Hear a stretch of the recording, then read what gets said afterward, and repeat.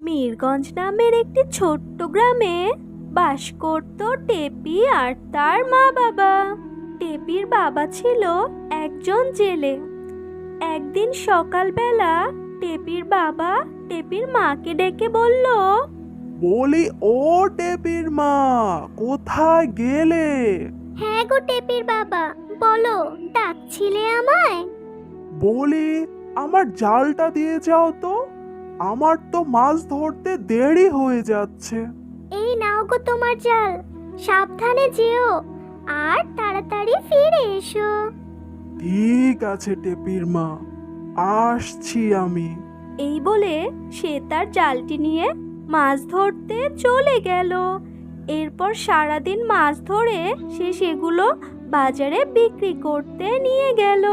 এভাবেই হাসি খুশিতে তাদের সংসার চলতে লাগলো। হঠাৎ একদিন কই গো টেপির মা, দেখো আমি কি নিয়ে এসেছি। কই দেখি দেখি, কি নিয়ে এসেছো? ও মা, এটা তো একটা চারা। এটা হলো আমের চারা। এ চারাটিকে ভালো মতো পানি দিও, যত্ন করো, তাহলে ভবিষ্যতে এটি আমাদের আম দেবে। ঠিক আছে ঠিক আছে, তুমি চারাটিকে আমাদের উঠানে ভালো মতো পুঁতে রাখো। এরপর টেপি আর টেপির বাবা চারাটিকে তাদের উঠানে পুঁতে রাখে। আর তারা খুব ভালোভাবে চারাটির যত্ন নিতে শুরু করলো। এভাবেই বেশ কিছুদিন কেটে যায় আর তাদের আম গাছটিও বড় হয়ে ওঠে। কিন্তু হঠাৎ করেই টেপির বাবা অসুস্থ হয়ে পড়ে আর সে কোনোভাবেই বিছানা থেকে উঠতে পারে না। একদিন টেপি তার মাকে ডেকে বলল, মা মা, আমি তো স্কুলে যাব, আমার তো অনেক ক্ষুধা লেগেছে, আমাকে কিছু খেতে দাও তো জলদি জলদি। বাসায় তো তেমন কিছুই নেই খাওয়ার মতো, তুমি এই মুড়ি আর পানি খেয়ে স্কুলে যাও, আমি আম বিক্রি করে আসার সময় তোমার জন্য খাবার নিয়ে আসব। ঠিক আছে মা, তুমি কিন্তু আসার সময় মজার খাবার কিনে নিয়ে এসো। এই বলে টেপি মুড়ি খেয়ে তার স্কুলে চলে গেল। আর টেপির মা তাদের উঠানে গেল আম গাছ থেকে আম পাড়ার জন্য। বাহ, গাছে কি সুন্দর পাকা পাকা আম ধরেছে, যাই এগুলোকে বাজারে বিক্রি করে আসি।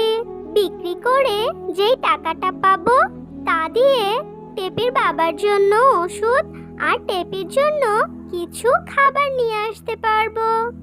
এই বলে সে আম পেড়ে একটি ঝুড়িতে রাখলো। এরপর সে সেই আমের ঝুড়িটি নিয়ে বাজারে চলে গেল। কি গো টেপির মা, তুমি হঠাৎ আমের ঝুড়ি নিয়ে বাজারে বসেছো, ঘটনা কি? আর বলো না দিদি, টেপির বাবা অসুস্থ হয়ে বিছানায় পড়ে আছে, আমার তো সংসার চালানোই দায় হয়ে পড়েছে, তাই আজকে আম নিয়ে বাজারে এলাম বিক্রি করতে। ও, এই ব্যাপার, তা ভালো করেছো ভালো করেছো, দাও দেখি আমায় 1 কেজি আম। এই নাও দিদি তোমার আম, তোমার 100 টাকা হয়েছে। কি বললে, 100 টাকা? এ তো দেখি দিনে দুপুরে ডাকাতি, বাজারে তো 50 টাকা করে কেজি। এই নাও 50 টাকা, যা দিয়েছি তাই নিয়েই সন্তুষ্ট থাকো, যত সব। এভাবেই আমের উৎপাদন বেশি হওয়ার কারণে সে তার আমের ন্যায্য দাম পায় না আর তার দুঃখের দিনও দিন দিন বাড়তে থাকে। একদিন সে তার আম গাছের কাছে বসে তার দুঃখের কথা বলতে থাকে আর ভীষণ কান্না করতে থাকে। তখন হঠাৎই আম গাছটি কথা বলে ওঠে, তুমি আর কেঁদো না গো, তোমার দুঃখের কথা শুনে আমার ভীষণ কষ্ট হচ্ছে। আম গাছ, তুমি কথাও বলতে পারো? হ্যাঁ পারি, আমি তো জাদুর আম গাছ, তাই আমি কথাও বলতে পারি আর তোমার দুঃখ দূর করতে পারি। এখন থেকে আমার আম গাছে রুটি ধরবে আর সেই রুটি হবে খুবই সুস্বাদু। তুমি সেই রুটিগুলো সংগ্রহ করে বিক্রি করতে পারো, আর তাহলে তোমার দুঃখের দিন খুব শিগগিরই দূর হয়ে যাবে।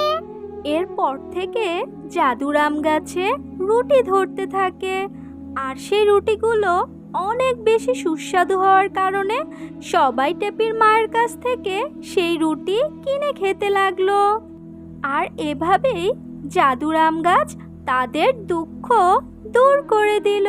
ছোট্ট বন্ধুরা, তোমাদের আজকের গল্পটি কেমন লেগেছে কমেন্ট করে জানাতে ভুলো না কিন্তু। আর এরকম মজার মজার আরো গল্প পেতে আমাদের চ্যানেলটিকে সাবস্ক্রাইব করে বেল বাটনটি বাজিয়ে দিও।